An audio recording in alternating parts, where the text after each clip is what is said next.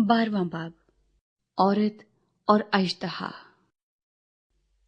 फिर आसमान पर एक बड़ा निशान दिखाई दिया, यानी एक औरत नजर आई जो आफताब को ओढ़े हुए थी और चांद उसके पांव के नीचे था और 12 सितारों का ताज उसके सर पर।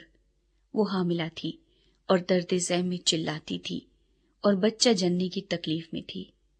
फिर एक और निशान आसमान पर दिखाई दिया, यानी एक बड़ा लाल अजदहा।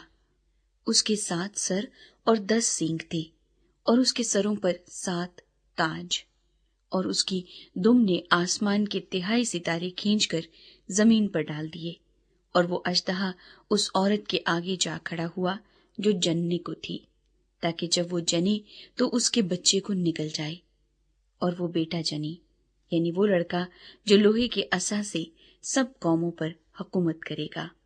और उसका बच्चा यकायक खुदा और उसके तख्त के पास तक पहुंचा दिया गया। और वो औरत उस बियाबान को भाग गई जहां खुदा की तरफ से उसके लिए एक जगह तैयार की गई थी, ताकि वहां 1260 दिन तक उसकी परवरिश की जाए। फिर आसमान पर लड़ाई हुई। मिकाइल और उसके फरिश्ते अजदहा से लड़ने को निकले, और अजदहा और उसके फरिश्ते उनसे लड़े, लेकिन गालिब न आए। और इसके बाद आसमान पर उनके लिए जगह न रही। और वो बड़ा अजदहा, यानी वही पुराना सांप जो इब्लीस और शैतान कहलाता है और सारे जहान को गुमराह कर देता है, जमीन पर गिरा दिया गया, और उसके फरिश्ते भी उसके साथ गिरा दिए गए।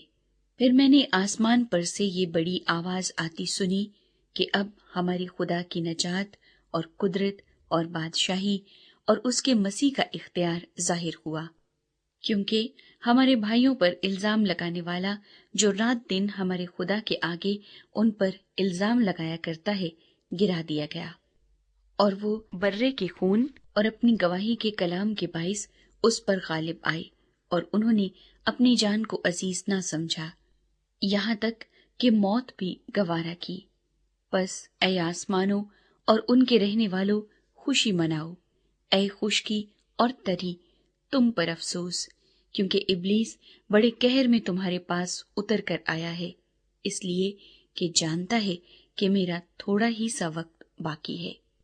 और जब अजदहा ने देखा कि मैं जमीन पर गिरा दिया गया हूं, तो उस औरत को सताया जो बेटा जनी थी, और उस औरत को बड़े उकाब के 2 पर दिए गए, ताकि सांप के सामने से उड़कर बियाबान में अपनी उस जगह पहुंच जाए जहां एक जमाना और जमानों और आधे जमाने तक उसकी परवरिश की जाएगी। और सांप ने उस औरत के पीछे अपने मुंह से नदी की तरह पानी बहाया, ताकि उसको इस नदी से बहा दे। मगर जमीन ने उस औरत की मदद की और अपना मुंह खोलकर उस नदी को पी लिया जो अजदहा ने अपने मुंह से बहाई थी। और अजदहा को औरत पर गुस्सा आया और उसकी बाकी औलाद से जो खुदा के हुक्म पर अमल करती है और यीशु की गवाही देने पर कायम है, लड़ने को गया।